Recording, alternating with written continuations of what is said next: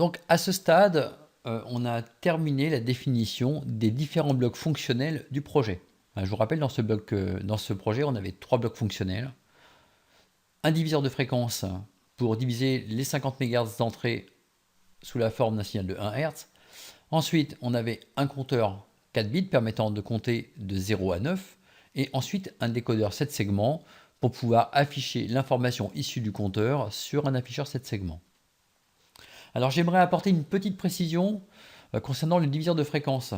Sur ce diviseur de fréquence, je vous rappelle, on a divisé dans un rapport 50 millions la fréquence du signal d'entrée. Pour faire ça, on a utilisé un compteur, ici, Signal CPT Integer. Et cet entier, on n'a pas précisé sa dimension. On n'a pas dit s'il devait aller jusqu'à 50 millions, jusqu'à 200 millions, jusqu'à 500, etc. Ou jusqu'à simplement la valeur 10. Et à partir du moment où on ne précise pas la dimension d'un entier, le compilateur lui alloue de fait 32 bits par défaut. Alors, est-ce que ça correspond à une réalité par rapport à nos besoins? En fait, il aurait fallu chiffrer et évaluer le nombre de bits nécessaires si on avait utilisé un std logic vector. Donc là, avec les integers, on n'a pas besoin de faire ça. On peut se contenter d'utiliser un mot-clé qui nous permet de préciser l'intervalle. Alors, on va regarder un petit peu ce que ça donne quand on utilise ou quand on n'utilise pas ce mot-clé. D'abord, je fais la compilation ici sans préciser quoi que ce soit. Donc si je ne précise rien, voilà ce que j'obtiens. J'obtiens un total de 33 bascules utilisées. Donc 33 bascules, si on revient à notre programme, eh bien ça correspond clairement à 32 bascules pour l'entier, plus ici une bascule pour le signal CLK out, qui est un signal mémorisé dans le process. Alors maintenant, on peut s'intéresser à la situation où on spécifie clairement la dimension. On veut qu'effectivement notre entier soit capable de travailler avec un chiffre appartenant à l'intervalle 0,25 millions. Et là, je compile mon projet. Et dans ce cas-là, j'obtiens 26 registres. Et plus 33 comme tout à l'heure. On en a gagné 7. Ça veut dire qu'en termes de complexité dans le circuit, eh bien effectivement, on a diminué la complexité dans le circuit. Alors, il faut avoir à l'esprit qu'à l'intérieur du composant, il n'y a pas de integer. À l'intérieur du composant, il y a des bascules, donc des vecteurs de std logic, en quelque sorte.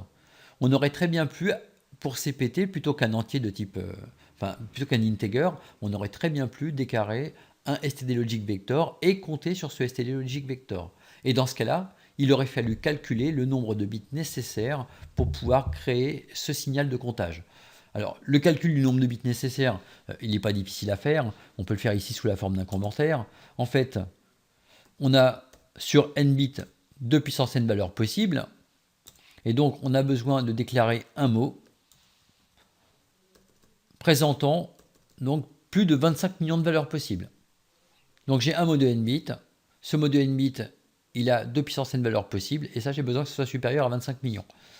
Si on fait le calcul, ça implique d'avoir tout simplement n supérieur ou égal à ln de 25 millions sur ln de 2. Et ça, c'est égal à 24,57. Évidemment, n c'est un entier, donc il faut prendre n égale 25. Et quand on vient au bilan qu'on vient de voir, je vous rappelle que sur ce bilan, il y avait 26 bits, effectivement 25 plus 1 pour le signal de sortie CLK out, qui est un signal mémorisé. Bien, à partir de là, on peut maintenant passer à la suite. Donc la suite de ce projet, ça consiste à établir un schéma hiérarchique qui va intégrer l'ensemble de nos modules. Alors pour pouvoir les intégrer dans un schéma, on a besoin de créer pour chacun d'entre eux un symbole. Là, Quartus nous apporte un outil qui, à partir d'un module VHDL, crée un symbole. Donc on le crée, pas de problème. Et comme ça, pour chacun des modules, on crée le symbole correspondant. Alors, je vous rappelle qu'on part du principe que chaque module a été testé indépendamment les uns des autres. on est certain de la validité de chacun de ces modules. Il s'agit maintenant de les tester ensemble. Donc les modules ayant un symbole associé, on peut maintenant ajouter un schéma à notre système. Et dans ce schéma, on va placer les différents éléments que l'on a créés. Donc on peut constater ici que quand j'ajoute un symbole, j'ai une bibliothèque qui est maintenant spécifique à mon projet. Dans cette bibliothèque, on a les différents éléments qui ont été créés préalablement. Donc un diviseur de fréquence. Ensuite, à la sortie du diviseur de fréquence, on place le compteur. Et pour finir, on va ajouter le décodeur 7 segments.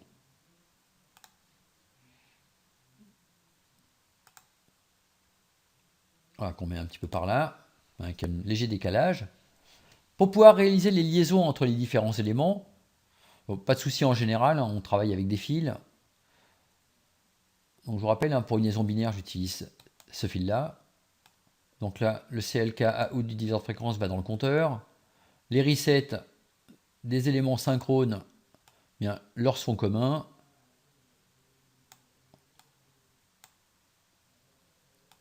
Le CLK in, je vais le relier à une broche. Le reset, je vais le relier également à une broche. Donc ces broches, je peux les ajouter. Ce sont des broches d'entrée.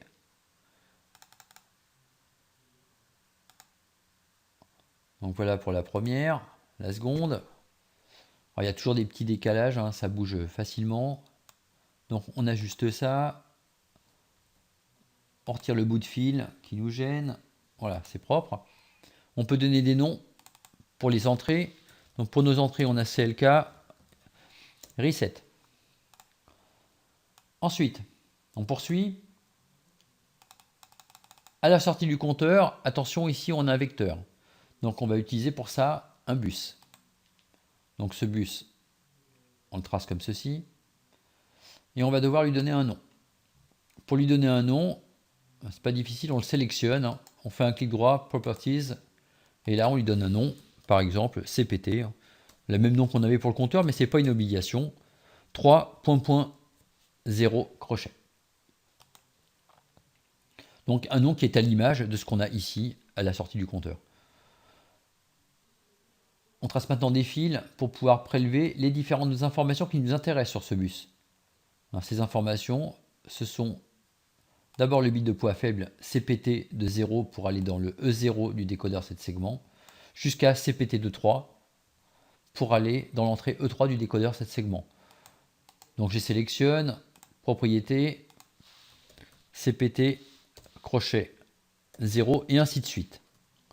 Et puis on poursuit en ajoutant directement des broches de sortie sur les sorties du décodeur 7 segments. Donc output comme ceci. Et pour finir, on donne un nom aux signaux de sortie.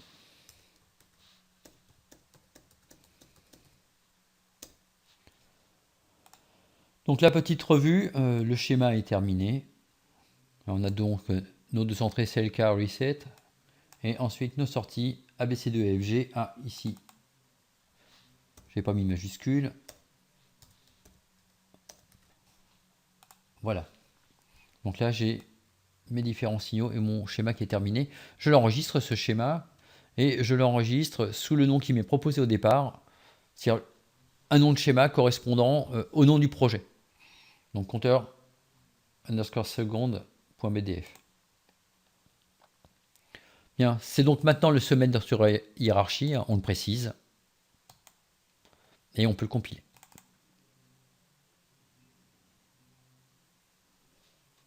Bien, donc la compilation se passe normalement. Et maintenant, si on veut tester ça, on a besoin d'un test bench.